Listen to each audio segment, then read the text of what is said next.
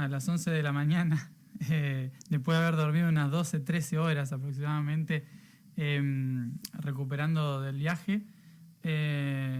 Pero bueno, si no les avisaba primero que iba a salir en la radio, seguramente más de uno me iba a matar. Así que dije, bueno, vamos a pasar para las 5 de la tarde. Y acá estamos con la intención de contar un poco y hacer un resumen de lo que fue el viaje a Egipto y por qué se realizó y cómo lo logramos, porque obviamente esto da para hablar horas y horas, ¿no?, de muchas cosas, pero la idea es comentar un poco de todo, de cómo llegamos hasta allá, por qué llegamos hasta allá, de qué manera hicimos todo y por dónde pasamos y cuál es la conclusión de todo este viaje, así como su propósito también. En primer lugar, bueno, como había dicho, en un viaje, antes de ir de viaje hacia Egipto, estuve aproximadamente una semana y media con fiebre, lo cual implica una gran preparación, porque estuvo muy bien, porque me podría haber enfermado tranquilamente en Egipto, así que mi cuerpo se preparó previamente. Y yo creo que también el de los otros 3 caminantes, a su nivel, en su forma, también lo fueron preparando para enfrentarse a este camino iniciático que fue alrededor del Nilo. Y en el cual, bueno, encontramos muchos sentidos a muchas cosas, tanto personales como también globales para todos. Obviamente, está claro decir de que organizamos este viaje en una semana y media, ya que decidí personalmente ir y presionar a los otros a ir conmigo en esta aventura una semana y media antes, y tuvimos que organizar todo muy rápidamente. Y bueno, los que me conocen de cerca también saben de que no están los recursos como para viajar de golpe a Egipto, y yo personalmente no poseo los recursos para poder ir para allá. Pero como lo considero parte de mi misión, de mi propia misión, lo tiré al universo de que tendría que ir.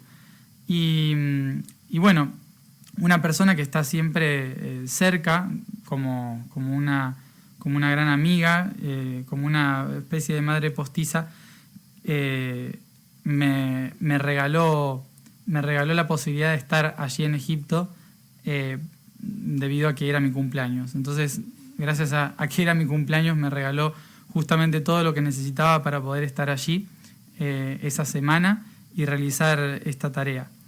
Así que, bueno, no me va a entender porque habla en otro idioma, pero gracias desde acá por haber hecho esta situación una realidad. Y más allá de eso también, yo creo que estaba todo bastante predestinado, ya que obviamente estas tierras para mí, las tierras de Egipto, las tierras del Nilo, son mucho más importantes emocionalmente e internamente en mi propósito personal, más allá del propósito general. Es un lugar que me conecta muchísimo con mi propósito, que me lo recuerda constantemente, y también que me recuerda el por qué estoy acá, el por qué estamos haciendo esto, y las personas que tanto quise, que tanto me acompañaron, que fueron un gran apoyo para mí en seguir adelante después de tanto tiempo. La verdad que esa tierra para mí me trae todos esos recuerdos, y que todos son muy positivos, algunos aunque me traigan bastante nostalgia. La mayoría son positivos y muy fructíferos también para mi propio ser en el reencontrarme con el propósito de la misión. Entonces, estar allí en este tiempo iba mucho más allá del portal 888. Iba mucho más allá.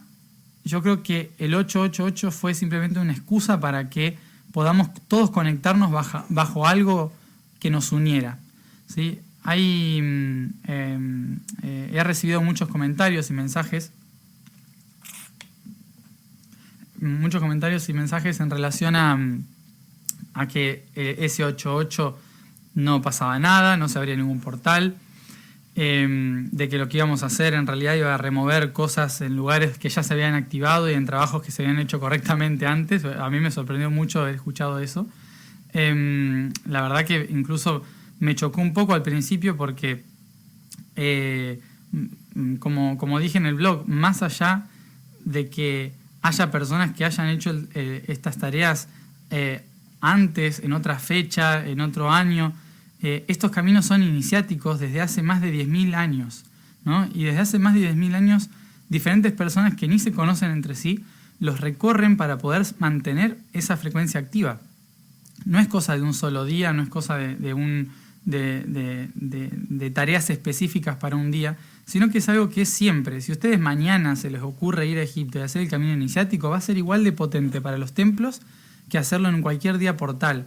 Eso en realidad es indiferente. Lo único que tienen los días portales es que son naturalmente números que se juntan y nos llaman la atención. Ah, qué bonito, ¿no? O qué interesante que justamente este día de la fecha sume un 8, un 8 y un 8. Entonces, como a muchos nos llama la atención y muchos empezamos a ver el 8 y nos empieza a llamar la atención, vemos patentes, matrículas con el 888 delante de nosotros, paramos delante de una casa que tiene la numeración 88 y empezamos a ver 8 por todos lados. Entonces, ¿qué significa eso? Que el 8, el 888, cualquier fecha en realidad, son simplemente llamados de atención para que un montón de personas se conecten en un mismo propósito. Más allá de que ni siquiera compartan el propósito, se unen por alguna razón ese día, ¿no? Entonces, eso es lo que lo convierte en un día portal. No es en sí un día portal. Si todos le damos la espalda al día, probablemente no se abra ningún portal, no se haga absolutamente nada, porque recordemos que es nuestra co-creación en grupo la cual realmente le da importancia a una realidad. Entonces, como decía, desde que habíamos estado en Perú, en junio, el 21 de junio, empezamos con Seba, quien nos acompañó también en el camino, a recibir esta información de ir a Egipto. Más allá del portal, nosotros dijimos, hay que ir a Egipto, tenemos que ir a Egipto. Uy, pero es complicado ir ahora a Egipto. No, tenemos que ir a Egipto. ¿Y cuándo vamos? Nos preguntamos. Y entonces dijo, bueno, vamos el 888, que me parecía muy pronto, pero bueno, todo se dio para ir, claramente porque había algo que estaba pulsando para que ese día podamos estar justamente en ese lugar. Pero como digo, no fuimos a Egipto por el portal 888, sino que ese día fue una excusa para poder conectarnos todos juntos en algo mucho más importante y mucho de otro nivel, y que ni siquiera fue lo que hicimos nosotros lo que lo hizo importante, sino que lo que lo hizo importante es la cantidad de gente que se sumó a realizar la tarea. No porque estábamos nosotros en la pirámide, sino porque todos ustedes estaban ahí en sus lugares, en sus montañas, en sus lagos, en sus jardines, en sus plazas, haciendo también esta tarea de activación y recibiendo toda esa información. Si no, no hubiese servido de nada que estemos nosotros 4 ahí adentro. Entonces, lo importante de ese día fue justamente que algo nos conectó, que una bandera de 888 nos dijo, este es un buen día para hacerlo, y decidimos hacerlo. Entonces, ¿qué fue lo que decidimos hacer? La información que fuimos recibiendo tenía que ver con Orión, tenía que ver con la guerra de Orión, que es una guerra que nos ha afectado a todos galácticamente desde hace millones y millones de años, y que tiene que ver con la apertura de la información desde sistemas externos a la galaxia hacia nuestros sistemas. Podríamos interpretarlo como el ingreso de los sistemas densos o de oscuridad a nuestros soles, a nuestra galaxia. Bueno, muchos de los que estuvimos ahí en ese tiempo, hayamos hecho lo que hayamos hecho, estamos en relación con este conflicto, que era un conflicto que se vivía externamente, pero que en realidad se reconoció, era una cuestión interna, porque muchos lo vivieron como una guerra, pero muchos otros se dieron cuenta de que no era una guerra, sino que era un proceso de integración. Llegaba la oscuridad para acelerar nuestro proceso y por lo tanto llevarnos a un abismo en el cual pudiéramos trascendernos a nosotros mismos. Y para trascendernos a nosotros mismos se tomó la decisión de unirnos todos en el mismo cuerpo. De ahí que muchas razas se unieron para crear la humanidad. La humanidad entonces surgió como el proyecto, uno de los proyectos para poder unificar internamente todos los conflictos que estaban separados y poder trascenderlos desde el interior. Por eso mismo este planeta es un caos, ¿no? Tenemos todos los problemas que tenían todos en otros planetas, en diferentes lugares, los tenemos ahora todos en nuestro propio interior, y por eso somos tan bipolares todos los días y tenemos tanto conflicto hipócrita con nosotros mismos y con los demás constantemente.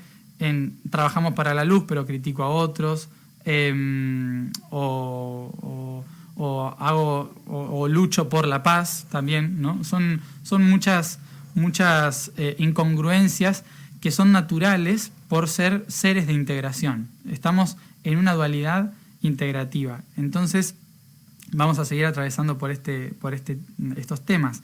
Sin embargo, lo que sucedió es que la primera humanidad que se gestó como la conocemos hoy fue Atlántida, y en ella todas las razas le otorgaron información específica para poder construir ese cielo en la tierra, ese universo aquí en integración. Sin embargo, no tuvimos el tiempo específico para poder procesarlo, porque empezamos a trabajar solo desde la luz, y cuando llegó la oscuridad, de repente apareció el caos. Entonces, durante estos 12.000 años estuvimos viviendo procesos de densidad, de oscuridad, y toda esa información quedó registrada, guardada debajo de los grandes templos, hasta que la oscuridad y la luz empezasen a reencontrarse otra vez en esta era de Acuario en los próximos 2.500 años.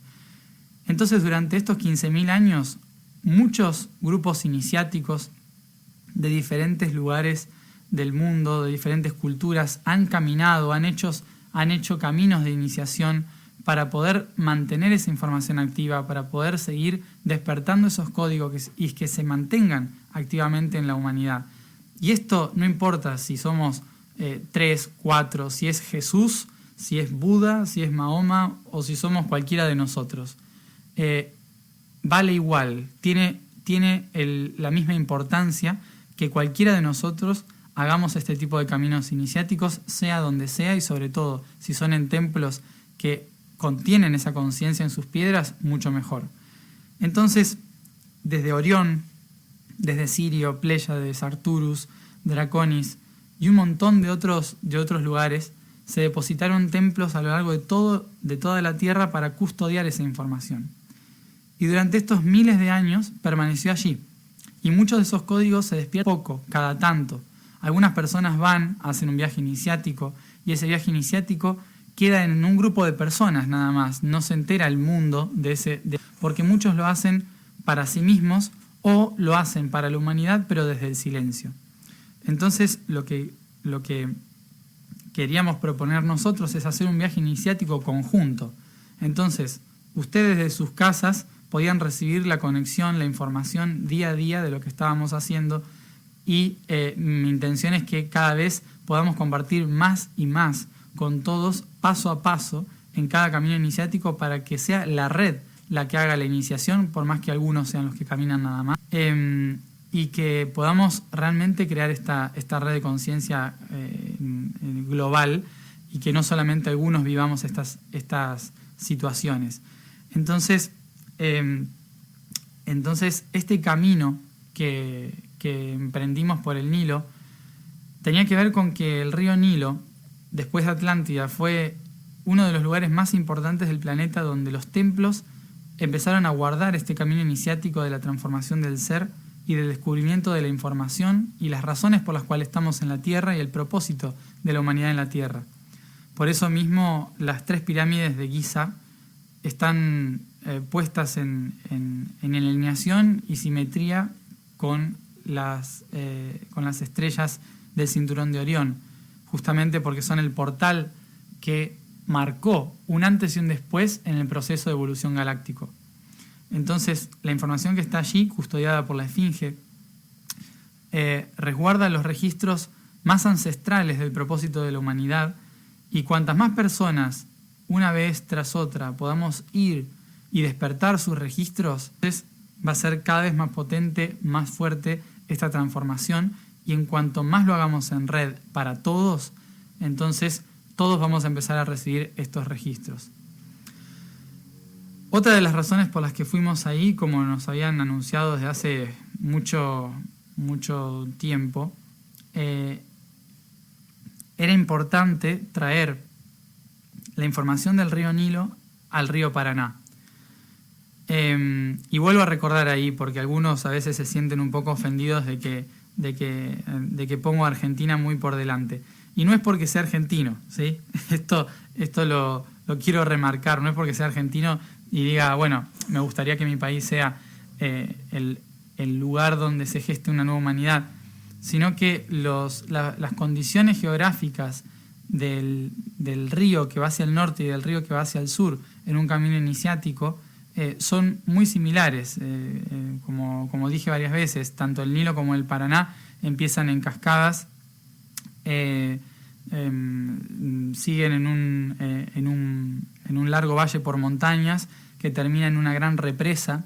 Esa gran represa inicia otro gran río que es todo un valle fértil en el cual se asientan ciudades en todas sus costas, y que culmina después de una gran ciudad con un gran monumento también en un gran delta que termina en el Atlántico. Entonces, esta misma forma de los dos ríos, uno para el sur, nos indican de que representan en sí un espejo de información, y que la información que está en el Nilo, en cierta forma para el nuevo tiempo, debe anclarse también en el río Paraná. De ahí que había algunas profecías de Parravicini que decían que Egipto dirá en la Argentina. Y algunas personas como yo elegimos nacer cerca de ese río, cerca del Paraná, debido a que en otro tiempo hemos vivido también en el río Nilo. Hemos decidido en este tiempo nacer cerca del próximo río donde debíamos anclar los nuevos templos de iniciación.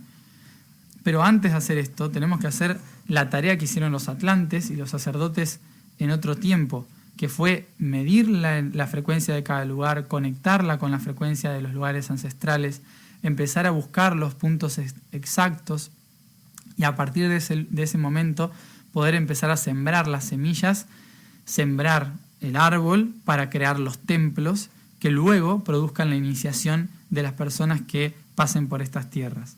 Es decir, que todavía no hay absolutamente nada de lo que estamos hablando del Paraná. Por eso mismo los caminos iniciáticos siguen siendo en el Nilo y lo seguirán siendo por mucho tiempo más, hasta que estas tierras estén realmente preparadas. Entonces, por esto mismo empezamos el camino en el sur del Nilo hacia el norte, y empezamos desde el norte del Paraná hasta el sur del Paraná para conectar ambas energías, sembrando piedras de cada uno de los templos de Egipto en cada uno de los centros de poder energético del río Paraná en su misma posición. El viaje iniciático obviamente inicia a través de las necesidades más básicas del ser, donde están todos los miedos, la necesidad de supervivencia, también la reproducción. Y eso en el río Nilo fue Abu Simbel. Desde Abu Simbel empezamos a pasar desde el chakra base hacia el chakra corona, pasando por diferentes lugares como la isla de Philae, Komombo, Edfu, Hatshepsut, Luxor, Karnak, Abydos, Dendera, El Fayum, Dashur, Saqqara, la Esfinge y Keops. Este recorrido que fuimos haciendo es un recorrido iniciático desde hace miles de años. Y obviamente hoy había que hacerlo desde un punto de vista turístico, ya que no te permiten hacer muchas cosas iniciáticas en los templos, porque la ley turística de Egipto está prohibido hacer meditaciones o ceremonias en los templos, a no ser que se les pague algo por debajo de los guardias, ¿no? Que eso es lo que hace todo, hacer cualquier cosa iniciática a Egipto. Los guardias en realidad te prohíben hacer meditaciones, pero por debajo te piden algunos billetitos, y con eso todos se quedan tranquilos. Pero bueno, eso así funciona en muchos lugares del mundo. Y es más, yo creo que hasta es mucho más, hasta es mejor en cierta forma en Egipto, porque Yo creo que si un país occidental como Estados Unidos, Canadá o Europa tuviese la administración turística de esos lugares, no te podrías ni sentar en el suelo, ni quedarte solo, ni cantar en el lugar, porque no se puede tocar esto, no se puede caminar acá, no se puede hacer nada. Entonces yo creo que en cierta forma está bien preservado, por decirlo así, esta realidad en Egipto. Entonces, en primer lugar, nosotros hicimos el recorrido a la inversa de como lo hacen los otros turistas. Obviamente, muchos empiezan desde Luxor y van hasta Abu Simbel, pero nosotros teníamos que ir desde Abu Simbel hacia Luxor, al revés. Entonces, en menos de un día coordinamos todos los cambios de itinerario turístico para poder hacerlo según lo correspondiente. Lo cual esto, bueno, tengo que agradecer a Ahmed Kandil, porque la verdad que Ahmed fue fundamental en todo esto, porque más allá de ser musulmán, está muy abierto y respeta muchísimo y comparte muchísimo la visión diferente de Egipto que nosotros ponemos, acompaña mucho a grupos que han ido varios grupos a hacer, que sobre todo los ingleses son los que van a hacer este tipo de trabajos allá. Y bueno, la verdad que ha sido una gestión impresionante por su parte, porque en 2 días tuvo que armar absolutamente todo un recorrido opuesto a lo que siempre arman, con guías turísticos que no nos hablasen, sino que simplemente nos acompañasen, que tengo que agradecer también al otro Ahmed. Conocimos creo que 5 Ahmed y un Mohamed en el camino. Entonces el Ahmed 2, Ahmed Gamal, él bueno, nos explicó muchas cosas, pero siempre respetando nuestro espacio, y fue la verdad increíble poder hacer esto, no tener que lidiar con los policías ni con los guardias de los templos. Fue muy interesante todo lo que pudimos hacer gracias a eso. Y en primer lugar decir que nos habían dicho todo el mundo, cuidado que es muy peligroso, cuidado que cómo van a ir a Egipto en este tiempo. Y esta es la 3ª vez que voy a Egipto, y probablemente fue la mejor vez de mi vida, ya que fue la primera vez en que respiré armonía, paz, amistad. Fuéramos donde fuéramos por Egipto, por las calles, la gente era cordial, nos ayudaba, era amigable. La verdad que se respiraba mucha paz y alegría entre todos, justamente también porque se cumplía, o sea, el día 6 de agosto era la inauguración del nuevo canal de Suez, que abre al mundo prácticamente el comercio internacional, y fue hecho solo por mano egipcia y administración egipcia, y fue un gran logro. Entonces el país estaba muy contento, muy feliz, y pudimos sentir justamente esto, como el país entero estaba iluminado.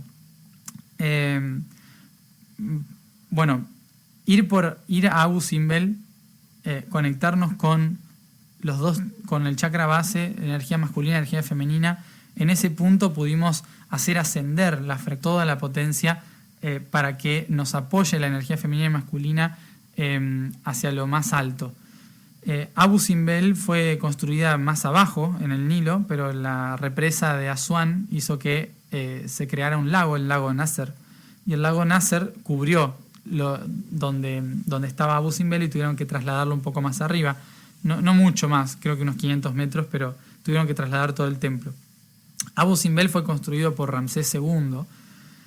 Como muchas de las cosas que seguramente si van a Egipto algún día de turismo les van a decir, esto lo hizo Ramsés, esto lo hizo Ramsés. Pero en realidad Ramsés hizo muy poco, ¿sí? Ramsés era un populista de su tiempo, como hoy conocemos a varios, ¿no? Y era un populista de su tiempo que veía un templo y decía, qué bonito esto, digan que lo hice yo. Y le tallaba el nombre de él arriba y le ponía Ramsés II hizo esto.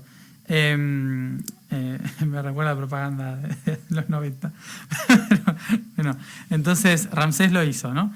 Y entonces a lo largo del Nilo todo lo hizo Ramsés, pero en realidad Ramsés llegó muy tarde y hizo todo por encima y le puso su cara a todo.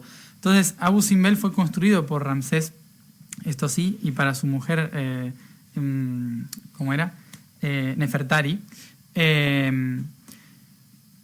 Pero lo interesante es que son dos templos que miran en cierta diagonal hacia un punto en el centro donde se unen sus visiones, que es hacia el lago Nasser. Y energía femenina y energía masculina se unen allí. 3 horas llegar hasta allá y 3 horas volver, solo para estar unos 45 minutos, 1 hora como máximo, y conectamos media hora en cada templo, elevando la frecuencia femenina masculina. Que después, al llegar a Aswan, conectamos en Philae desde la energía de la madre, de la creadora. Por eso estábamos en el chakra sacro. Philae también fue trasladado de otra isla que estaba un poco, que era la verdadera isla Philae, que estaba también a unos 200, 300 metros de la original, de la que está ahora. Fue trasladada también por la crecida del río. Y la isla de Philae es la isla de Isis, donde está el templo de Isis, por lo tanto el templo de la madre. Y desde allí, pudimos sentir la energía de la madre por más que se haya sacado el foco energético real, y estuvimos desde ahí lanzando toda la fuerza del chakra sacro para la creación, la cocreación y el despertar de esta conciencia a través de la creatividad. Lo que fuimos haciendo en cada uno de los chakras, sobre todo en los primeros, fue como empezar a darle vuelta a una rueda, empezar a activar un engranaje, chakra por chakra, que permitiese abrir una cerradura que estaba hacia el norte en Keops, y cada una de las llaves que íbamos girando, lo que hacía era abrir un flujo energético para impulsar el día 8 del 8 en Keops toda la información que a lo largo del Nilo está anclada en cada templo, y que nosotros como propósito íbamos a lanzar a la red planetaria para que todos pudiesen tomarla y sembrarla allí donde están. Entonces, a partir de Philae nos lanzamos después a Komombo. Komombo es el templo de Sobek, el dios cocodrilo, que es el que nos enfrenta a todos los miedos, a las frustraciones. Era un templo que, por suerte ya no funciona como antes, porque en ese momento una de las grandes pruebas que te hacían era hacerte pasar a oscuras por debajo de un canal con agua en la cual no sabías si había cocodrilos o no. Entonces tenías que superar tus miedos atravesándola con total serenidad, sabiendo de que o te podía pegar un mordisco o no. Estaba buena esa, ¿no? Muy interesante. La cuestión es que para nosotros los cocodrilos fue un grupo turístico de 90 chinos que se nos y que nos gritaba con todas sus fuerzas mientras estábamos meditando. Y la verdad que fue muy interesante, muy, muy poderoso, porque el barco donde íbamos, estábamos solo nosotros 4 y 6 holandeses. Que los 6 holandeses se terminaron volviendo de Harwitton porque nos preguntaban qué estábamos haciendo y nos preguntaron la página, se empezaron a sumar. Así que para el grupo de Holanda a lo mejor se le suma algunos más. Y el día de mi cumpleaños, el 4 de agosto en Komombo, se nos sumaron 90 chinos. Y estos 90 chinos, los chinos van, obviamente son conocidos mundialmente por ir corriendo a los lugares a sacar fotos y volverse corriendo. Y en este lugar nosotros teníamos que hacerlo todo rápido también. Entonces buscamos el lugar, el punto específico, y llegamos justo hasta un lugar casi sin ponernos de acuerdo. En realidad estábamos como buscando lugar, desconcertados dónde ir, y llegamos a la parte trasera del templo, donde algo me dice acá, en este punto. Y cuando me siento ahí, me siento mirando la pared, y ahí me quedo centrado. Entonces después de repente aparecen todos los chinos a nuestro alrededor, y nos tuvimos que mantener en esa frecuencia, conectados en meditación.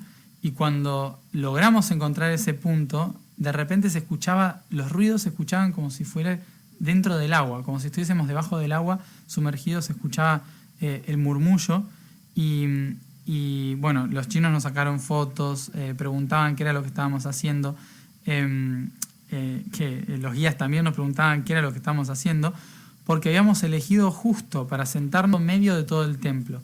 Y sí, en la parte superior hay una foto que subí que tiene 2 orejas, 2 ojos, los labios, tiene toda la simetría de un rostro con una estatuilla en el centro que ya no está, que es el tercer ojo.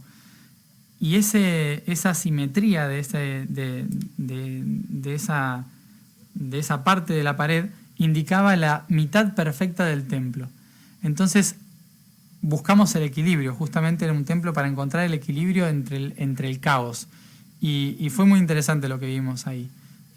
A partir de aquí, de Komombo, pudimos saltar hacia el plexo solar, porque así como Philae nos conecta en el chakra sacro con la potencia de la madre creadora, Komombo nos enfrenta a la frustración de la no realización, a los miedos que nos impiden crear. Si uno trasciende esto, se libera y se reconoce como quién es y cuál es su propósito, con lo cual asciende a otro nivel. Por eso pasamos a Edfu, el siguiente paso, ya al inicio del chakra plexo, que es el templo de Horus.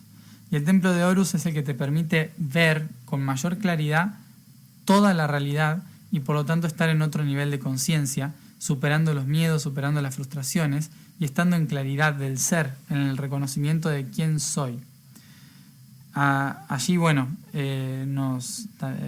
pudimos ingresar al templo también, nos permitieron estar allí y entregar nuestra frecuencia a la cámara central donde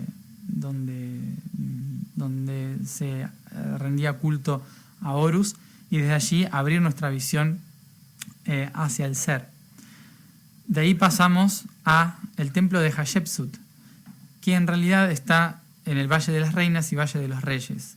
Este lugar funcionaba como cementerio, no como templo, ¿sí? Fue un lugar bastante denso para ir, la verdad que no hubiésemos ido, pero bueno, es un lugar bastante denso, el Valle de los Reyes, mucha muerte, mucho saqueo, mucha frustración también, y no tenía que ver con un paso iniciático, sino que tenía que ver también con un reconocimiento al femenino dentro de este empoderamiento. El plexo solar tiene que ver con este empoderamiento del ser, y Hatshepsut en la historia egipcia fue una reina que entre sus predecesores ella se convirtió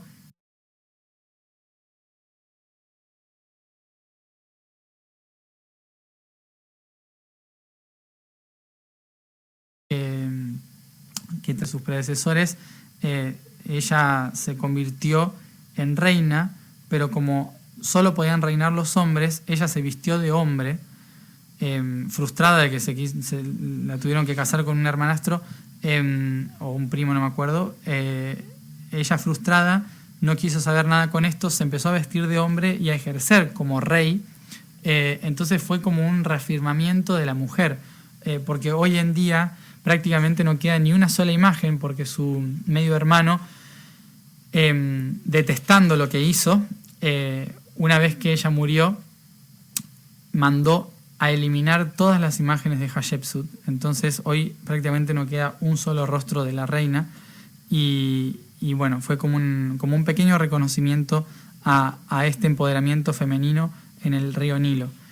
De ahí fuimos a Karnak, y Karnak nos recibió con una sorpresa.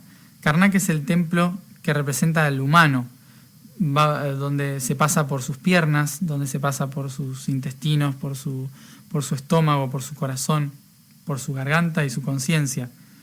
Es un templo muy interesante y funciona como un activador del cuerpo humano, del ser. Y este lugar, de la forma que nos recibió, fue que se nos propuso ir a una cámara muy pequeñita que va muy poca gente, solamente si uno pregunta y pide permiso para ir. Se nos permitió entrar solos los 4 a una pequeña habitación donde está la última estatua mejor preservada de la diosa Sekhmet, la diosa con cara de león. En plena oscuridad, esta imagen en negro de la diosa Sekhmet fue poderosísimo, ya que la diosa, era la diosa también de la meditación, de la fuerza, del poder, de un reafirmamiento femenino también, ¿no? Y desde allí también, es el sol, el león, el sol, y estuvimos desde allí cantándole para que se pueda reconocer y para que podamos nosotros reconocernos en ese reafirmamiento de la información del león, que es el sol en el plexo solar. Fue, tanto en Karnak con su conexión en Luxor, fue muy poderoso lo que se sintió allí, muy, muy fuerte esa activación, ese encendido del sol, de la misma forma que en Edfu, cuando llegamos a las cámaras de Horus, que empezamos a cantarle a Horus, todos los que estábamos allí presentes, en silencio, pudimos ver cómo sobre la barca de Horus se encendía un gigantesco sol que explotaba, y con Karnak fue como la activación de la parte femenina del sol con la diosa Sekhmet. En todo este camino desde Edfu a Luxor durante la tarde del 4 de agosto, lo que fue increíble es que llegando a Luxor solo había una nube sobre el río Nilo, dentro de esa sequedad que hay, y no había ni una sola nube, solo esa nube, encima casi de nosotros, en la puesta del sol, con la forma de una Isis o un halcón, Horus, con las alas abiertas. El sol estaba en su rostro, en sus ojos. Yo subí la foto. Y donde luego, después en un ala, pudimos observar claramente la cara de Sekhmet, de la leona observando directamente hacia nosotros. Y, otra de las cosas locas, que fue como un regalo de cumpleaños para mí desde las otras dimensiones, es que era la única nube de la cual cayó agua. O sea, en todo se veía una pequeña cortinita de agua que cayó fina, que refrescó de repente el ambiente, se refrescó el ambiente en el río Nilo durante un instante, y se podían ver esa cortinita de agua muy fina cayendo por esa única nube oscura que había encima del Nilo, y que fue realmente un regalo de otra dimensión para mí, y fue un anuncio para todos de que el próximo paso en Karnak sería encontrarse con la diosa Sekhmet en su unión con Horus, para reconocer el yo soy, el sol femenino y masculino. Al otro día, el 5 de agosto, fue muy fuerte, el 6 de agosto, fue muy fuerte personalmente para mí, ya que fuimos a visitar Ábidos y Dendra. Ábidos es el templo a Osiris, y es un templo, es el templo donde famosamente conocido porque detrás está el templo sumergido del Osirión, donde está la flor de la vida tallada en las piedras.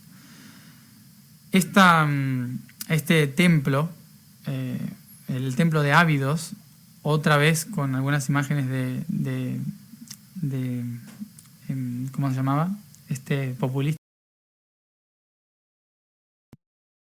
Otro nombre, bueno, no importa. Ramsés II. De Ramsés II y otras imágenes. La cuestión es que al entrar ahí, uno entra y visualiza las 7 cámaras. Después de haber pasado por 3 estadios de conciencia, están las 7 cámaras que representan a los 7 chakras, donde uno se va preparando antes de ingresar al Osirión. Obviamente que ese templo es mucho posterior al Osirión. Si ven las fotos, el Osirión está sumergido en agua, mientras que el otro templo está por encima de la tierra, a unos metros por encima del techo de Osirión. Es decir, que Osirión está mucho más debajo, y es de otra época mucho más ancestral. Allí para mí fue muy fuerte, debido a que al ver el templo del Osirión pude reconocer y recordar los tiempos en que habité en aquel lugar.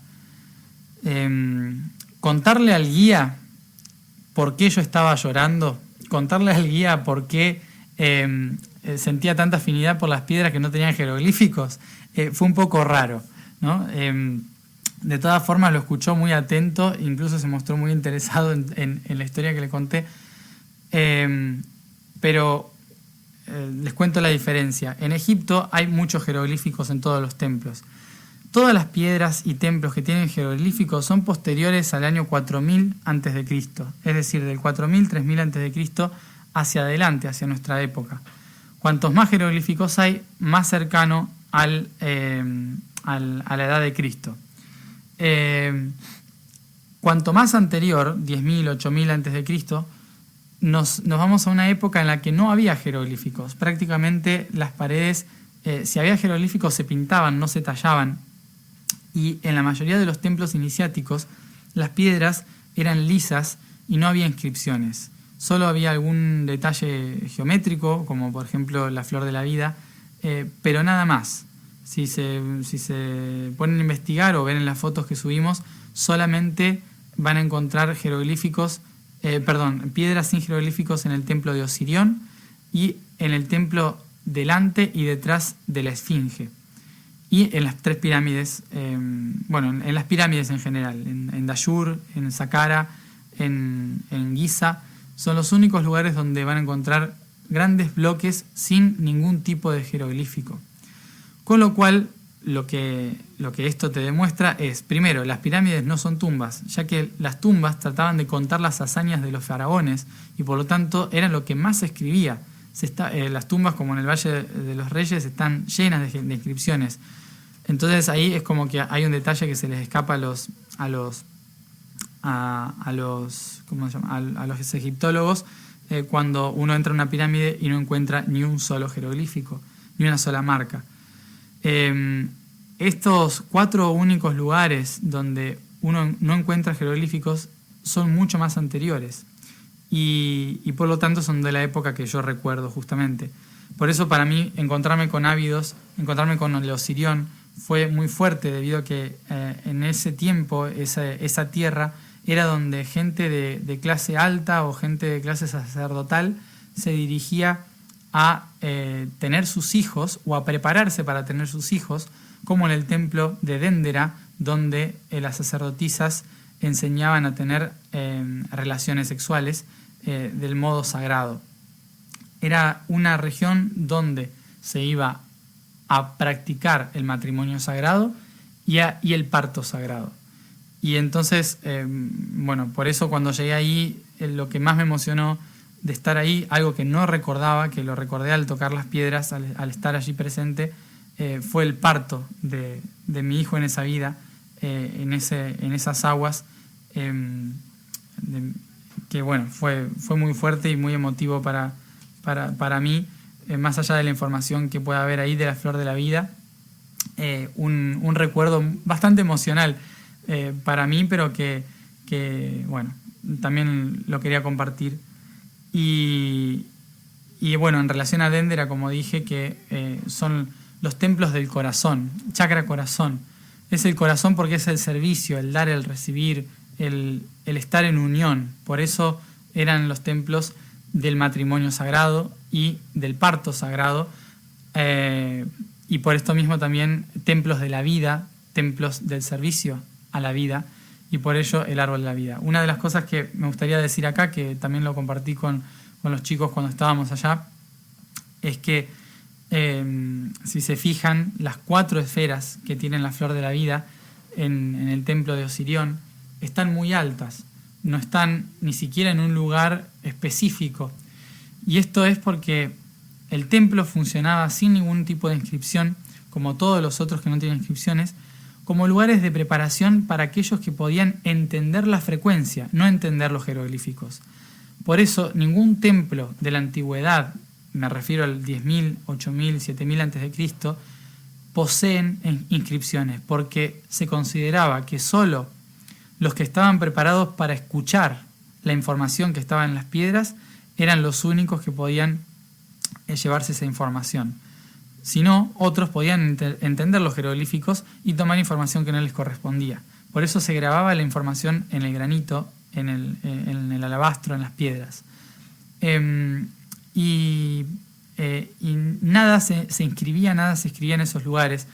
Pero posteriormente, cuando la invasión del sur de Svanz y las Eliapolimbi, que eran las regiones del sur de Gaiviti, el país que recuerdo, tras las invasiones y los conflictos políticos, sociales del momento, todo ese lugar fue abandonado, fue eliminado, ya no se hicieron más ceremonias en ese lugar durante mucho tiempo, y la sequía del tiempo, las corrientes del Nilo y demás fueron cubriendo todo el templo y tapándolo de arena, de lodo, haciendo que se perdiera mucho el uso de ese lugar, y por ende también lo que se hizo fue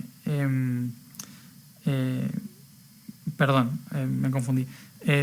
También lo que pasó fue que la arena posteriormente cubrió el templo.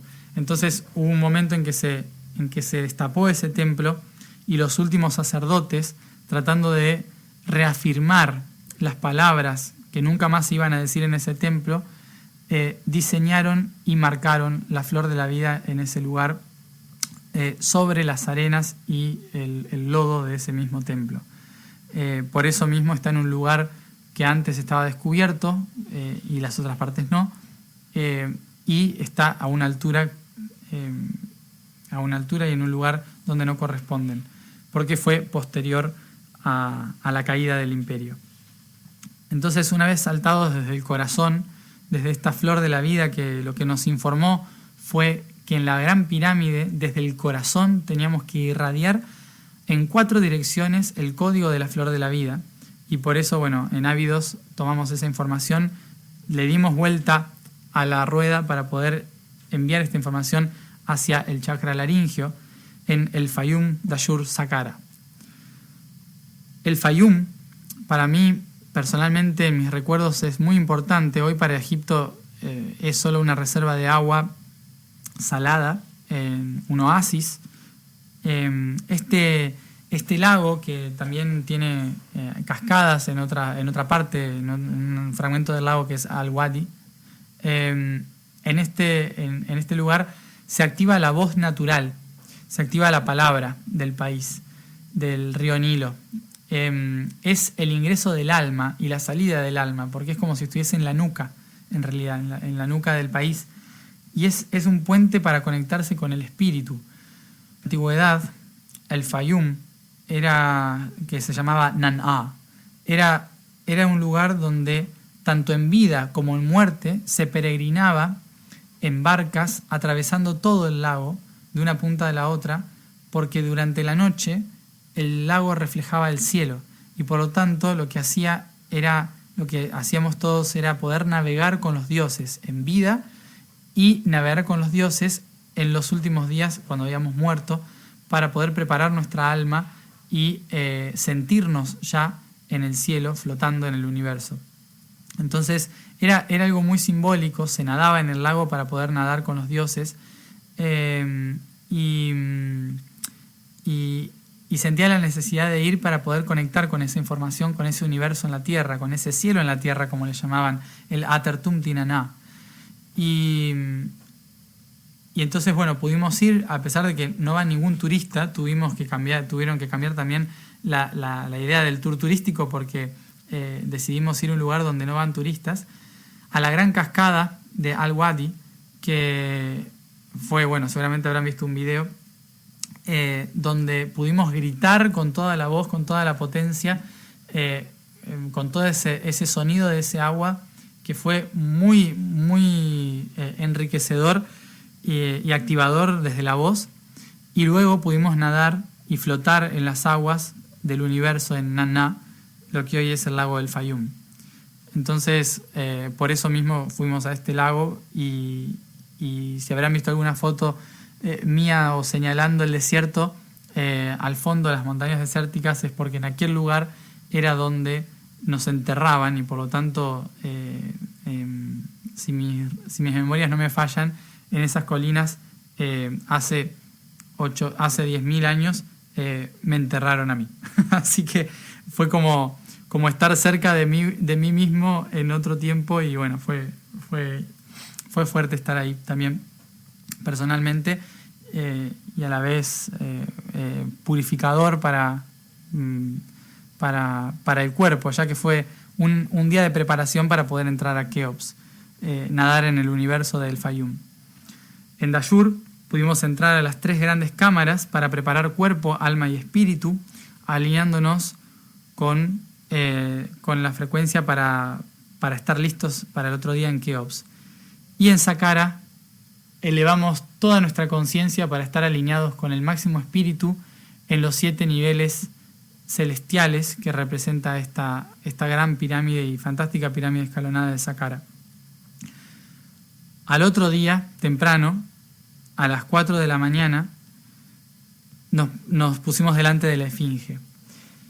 Y pidiendo permiso a la Esfinge en relación a la tarea de Laura, en la estrella que estaban creando entre Europa y el norte de África, sembramos los cristales en forma de la estrella que habían generado para despertar los códigos atlantes, depositando los cristales alrededor y en el pecho de la Esfinge, ofreciéndolo como una ofrenda en honor a la Esfinge y presentándonos a nosotros mismos para poder tener el permiso para ingresar a Keops y despertar esta frecuencia. Lo loco fue que apenas nos pusimos delante de la Esfinge, como escribí, se escuchó la canción del Hobbit, Misty Mountain, que es la que cantan los enanos.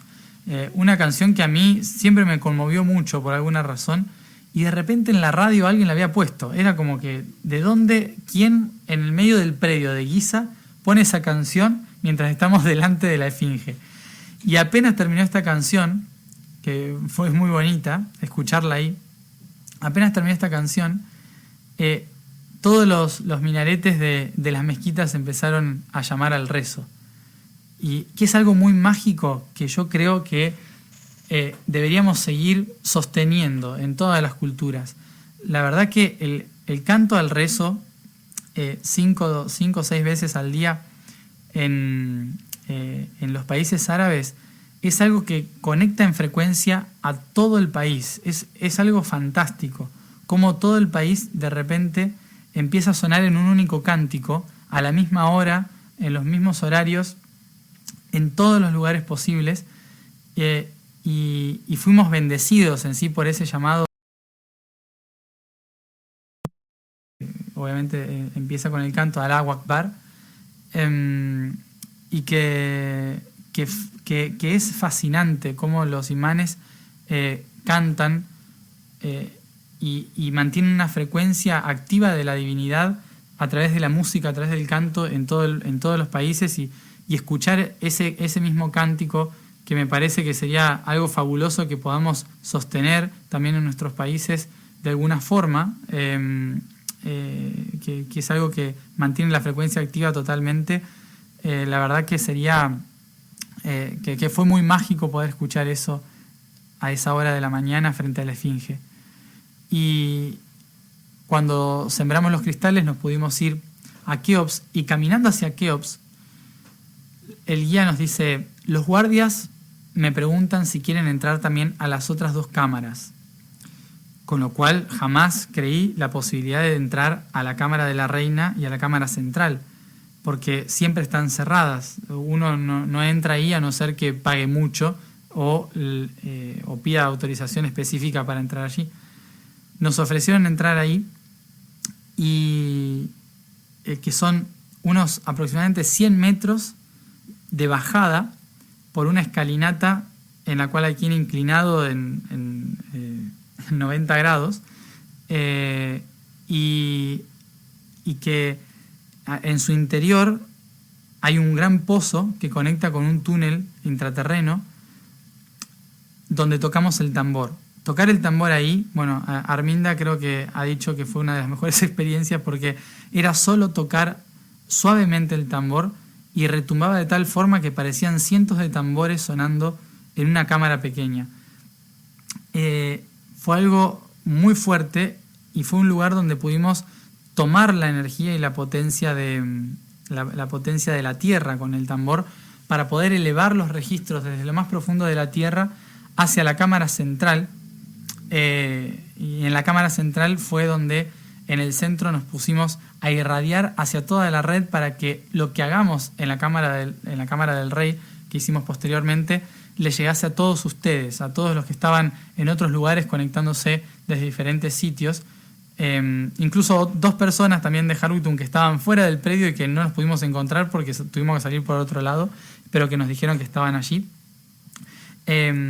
Y que, bueno, tejimos esa red desde la cámara central, empoderando toda la red para que recibiera la información que posteriormente activamos con los cantos que ya deben haber escuchado todos en la cámara del Rey. Al subir a la cámara del Rey nos preguntaron, ¿quieren que apaguemos la luz? Y esa pregunta fue la mejor que nos podrían haber hecho. Porque si no apagaban la luz, la iniciación iba a ser muy, muy diferente. La iniciación iba a ser muy, muy, muy básica debido a que se escuchaba el ventilador que oxigena la cámara del Rey, que es un ruido espeluznante que normalmente te prohíben apagar para tu seguridad, para que respires bien. Y la luz porque tienen que chequear de que no vayas a robarte nada, ninguna piedra de adentro de la cámara del Rey.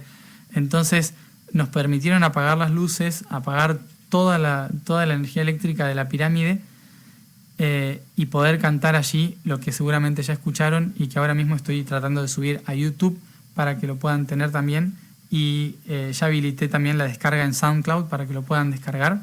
Y también vamos a limpiar un poco el audio para que algunas de las partes saturadas las puedan escuchar mejor. Lo que hicimos allí fue expandir la red de la flor de la vida que se fue tejiendo en tanto íbamos cantando. Al principio, cuando escuchan la primera parte, es el llamado a todo el espíritu y a la tierra, anclar en cada uno de los chakras de la tierra. Es el llamado en Sayontu, en la lengua antigua, para estar alineados con el propósito aquí y ahora entre cielo y tierra. Cuando empezamos a cantar esto, luego durante todo el resto de los cantos, que es bastante largo, unos 20 minutos aproximadamente, nos prepararon energéticamente, ingresando uno por uno dentro del sarcófago del Rey, nos prepararon energéticamente para poder ser anclajes físicos de la red que estaban todos ustedes sosteniendo en diferentes partes del mundo. No podíamos hacerlo así nomás, nos tenían que encima equilibrar dentro de del sarcófago real. Entonces durante ese tiempo que va sonando, también ustedes cuando lo escuchen, recuéstense y conéctense con la energía de estar dentro del sarcófago, alineando su frecuencia y iniciándose en esta frecuencia que lo que nos explicaron era para poder alzar toda la potencia de la flor de la vida en la tierra.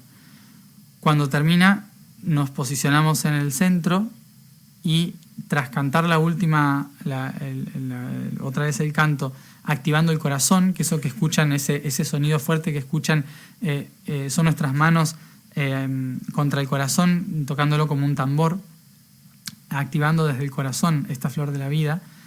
Todo esto, como les digo, en plena oscuridad, es decir que nos poníamos de acuerdo, no sé cómo, mentalmente o como sea, porque no nos podíamos ver, nunca hablamos, nunca nos hicimos señas, porque era la máxima oscuridad que se puedan imaginar. Estábamos con los ojos abiertos y era lo mismo que tener los ojos cerrados en la noche. Entonces, esta poderosísima activación permitió sentir a todos los maestros que estaban allí en ese lugar presentes, maestros que personalmente en mi vida nunca había sentido. Fue la primera vez en mi vida que sentí la presencia de estos seres que hablaron. El primero de ellos, Tot, y el que más habló, que seguramente lo habrán escuchado porque fue también el que cantó al final la activación, fue una activación cantada de este ser que que era este maestro que llaman Serapis Bey. Este maestro Serapis, que no sabía quién era, lo que hizo fue tejer la flor de la vida mientras cantaba. Y la tejía impulsándola a cada uno de aquellos que estaban conectados conscientes en la red. Es decir, que todos nosotros, los que estaban en cada uno en sus lugares conectándose con nosotros, y también a aquellos que siguen escuchando día a día esta canción, este canto, lo que escuchan ahí es Serapis Bey activando la flor de la vida en la red y activando esas semillas de la vida en cada uno de los que escucha esa frecuencia. Eso fue lo que se nos dijo. Y otra frecuencia que se escuchó fuerte, que fue el yo soy, fue la energía de Yeshua, que jamás la había sentido en mi vida, y el único lugar donde la sentí en mi vida fue ahí, cuando se empezó a cantar el yo soy fuertemente, Yeshua de Nazaret. Estas entidades o estos maestros que estuvieron allí presentes nos comentaron también, mientras hablaban, que no era que nosotros solamente éramos anclajes para todos aquellos que nos iban a escuchar. Y lo increíble fue que algo que Iranzu nos trataba de decir y nosotros no le creíamos, es que ella jamás encendió la grabación del teléfono. O sea, se grabó solo. Alguien le dio a grabar. Yo no sabía dónde estaba el teléfono. Nadie sabía que estaba el teléfono encendido antes de empezar. Y dejó el teléfono ahí. Es decir que lo que se grabó no fuimos nosotros. No sé quién encendió la grabación, porque realmente, y es verdad, durante el rato que se escuchaba el ruido fuerte, Iranzu había dejado el teléfono en el suelo. O sea que no sé quién lo grabó realmente, quién apretó el botón y puso grabar. Porque realmente nosotros a mí personalmente no me gusta grabar las activaciones porque no sé qué es lo que puede pasar. Pero se ve que por alguna razón querían que se escuchara esto y bueno, se dio play solo, se ve. Así que, bueno, esta grabación, esta información cantada de la pirámide que todos pueden escuchar, y por eso justamente la compartimos limpia, está en crudo, sin modificarla absolutamente nada, la subimos así para que todos pudieran conectarse con esto y mantener esta frecuencia activa, porque nos dijeron que esto tiene que sostenerse constantemente. Y una vez que salimos de la pirámide, que bueno, pudimos estar 15 minutos más porque el grupo que seguía después se ve que también Serapis Bey los detuvo, porque supuestamente nos iban a sacar a las 6 menos 5 de la pirámide, pero estuvimos hasta las 6:20 aproximadamente, porque las personas que iban a estar que iban a estar después que nosotros en la pirámide, otros turistas que querían ver la pirámide ellos solos, no los dejaban entrar porque decían que no estaban registrados. Tuvieron problemas para entrar unos 15-20 minutos, que fueron los 15-20 minutos que nosotros pudimos estar finalizando en la pirámide, que fue todo el mensaje de activación de Serapis Bey, y por eso mismo, bueno, por eso mismo pudieron escuchar todo esto. Y cuando hicimos el silencio, que se despidieron, y ese silencio para que se asiente esa información en las piedras, ahí fue cuando, al honrar y inclinarnos para honrar el lugar, se encendieron las luces. O sea que fue perfecto, fue una cosa impresionante cómo se dio todo. Y de ahí, bueno, ya salimos de la cámara del rey hacia afuera y pudimos disfrutar de ese día magnífico, en el cual hasta el día de hoy creo que ninguno de los cuatro pudimos salir de la cámara del rey, porque yo no he podido dejar de escuchar ningún día hasta el día de hoy la grabación de la pirámide. Creo que es muy poderosa, y bueno, y por eso mismo decidimos compartirla con todos. Luego llegamos corriendo a Cataratas, donde me estaban esperando otros amigos, mi mamá también, Y en Cataratas lo que hicimos fue entregar, al igual que en el río Nilo, entregar toda la frecuencia de poder, activar la frecuencia de poder y la fuerza para que el río canalice toda la energía necesaria del anclaje de las semillas en cada uno de los templos, en cada una de las ciudades del Paraná. Entonces ahí sembramos la frecuencia de la memoria con el elefante, sembramos la frecuencia de la información con los cristales y anclamos esta frecuencia en la garganta de Iguazú, que lo considero en cierta forma como si fuera la pirámide invertida, porque fue como sacar la información de la pirámide hacia la red, hacia lo alto, expandiéndose a la red, y en las cataratas es como anclarlo hacia abajo con agua y tierra. Entonces eso fue lo que hicimos, para después pasar por las ruinas de San Ignacio, que eran unas ruinas jesuíticas y guaraníes. Bueno, una historia bastante turbia y densa en el lugar, obviamente, muchas muertes en este lugar, pero que tiene la energía del chakra base, obviamente, chakra base en relación a Abu Simbel. Desde ahí, bueno, sembramos las piedras de Abu Simbel y seguimos hacia Ituzaingó, que se relaciona en cierta forma con Asuán, ya que es el punto del inicio de la represa de Yacyretá. Allí en Ituzaingó justamente llegamos el día de la fundación del pueblo, o sea, el día del aniversario de la fundación del pueblo, lo cual fue muy simbólico, porque en sus aguas sembramos, al igual que en Asuán, la flor de loto, que representa tanto al río Nilo como al río Paraná. Entonces, una flor de loto de cristal anclando el poder de la tierra y de la madre en el inicio de las aguas puras del río en el Valle Fértil. A partir de ahí seguimos a Itatí, que representa a la isla de Philae. Y Itatí, si habrán visto en las fotos, es donde desapareció la Virgen y es un pueblito muy chiquito con una basílica gigante, una basílica enorme. Y allí el templo a la madre también se sitúa prácticamente en la misma frecuencia que Philae, y es por eso que allí sembramos las piedras del templo de Isis para sostener la energía de la madre. De ahí seguimos a Corrientes, donde sembramos las piedras también de Comombo, frente a la Esfinge del Chaco. Y seguimos para abajo a las ciudades de Goya y La Paz, por la provincia de Corrientes y Entre Ríos,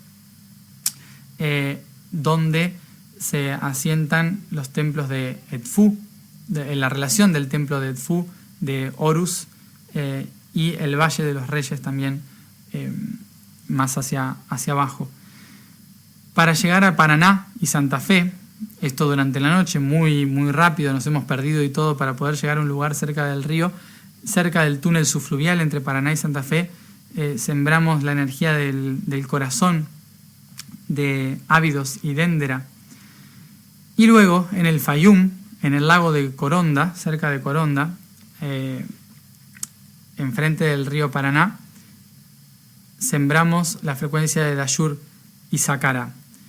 Aunque en ese momento se nos rompe el auto. Bueno, en realidad no se nos rompe el auto. A uno de los autos que iba con nosotros, tratando de dejar la piedra en un puente en el río, aparca en un costado y se le mete la rueda en un hueco, casi se cae al río y le queda una rueda colgando. Entonces tuvieron que venir la policía, sacarnos de ahí. Bueno, todo esto hizo que llegáramos a Rosario, el último punto, a las 2 de la mañana, lo cual nos dio a entender de que claramente la activación del Monumento a la Bandera no era de noche, sino al amanecer. Por eso pasamos el horario de la Esfinge de Rosario, el Monumento a la Bandera, hacia las 7 de la mañana para poder activar juntos allí la piedra de la Esfinge en el fuego sagrado que sostiene el alma y espíritu de esta tierra y del Paraná. Cuando llegamos allí, que estaba el grupo de Jarwitum de Rosario y de Funes, de otros pueblos alrededor,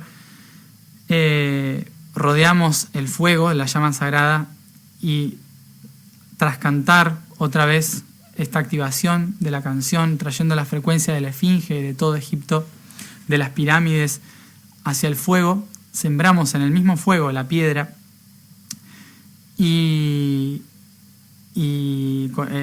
ante el altar de Isis, y fue muy, muy emotivo y muy simbólico, porque realmente yo no me había dado cuenta, pero por eso subí después la psicografía, que me dijeron los mismos chicos de Rosario, que la psicografía de Parravicini, de este profeta argentino de los años 30 a los 60, 70, había hecho un dibujo en el cual decía: Egipto dirá en Argentina, y justamente el dibujo, después lo pueden ver, es un barco con el rostro de una mujer que sostiene las 3 pirámides de Egipto, y en la cima tiene un altar con un fuego sagrado.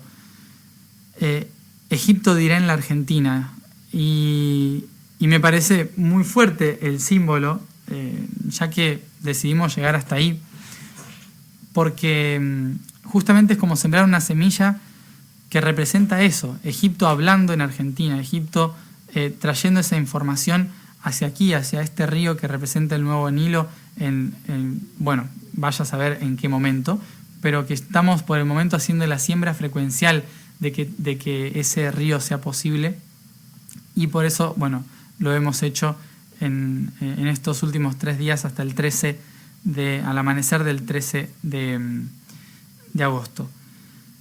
Esta activación que hemos realizado, más allá de que sea el portal 888, es el inicio de un periodo de ardua labor por parte de todos en la red, de algo que se viene, que es anclar la conciencia del yo soy en el planeta Tierra, en la flor de la vida que rodea la Tierra. Esto que hicimos ahora fue como lanzar el mensaje para que los centros de poder y de activación empiecen a reconocer que van a recibir nuestro potencial, que van a recibir nuestro sonido, nuestra voz en los próximos 8 años, y concretamente en un momento específico en el cual vamos a tener todos que viajar. Y con todos me refiero a todos los que están escuchando, los que se van a sumar en los próximos 3 años a la red, todos en el año 2020, ya les voy adelantando del año para que vayan ahorrando, vamos a tener que viajar y vamos a crear una red muy organizada. En estos próximos 3 años les prometo que vamos a hacer una red muy organizada para hacer una gran activación, que fue la que nos fueron anunciando en este último mes, y concretamente se formalizó en la Gran Pirámide de Keops con este canto de Serapis Bey.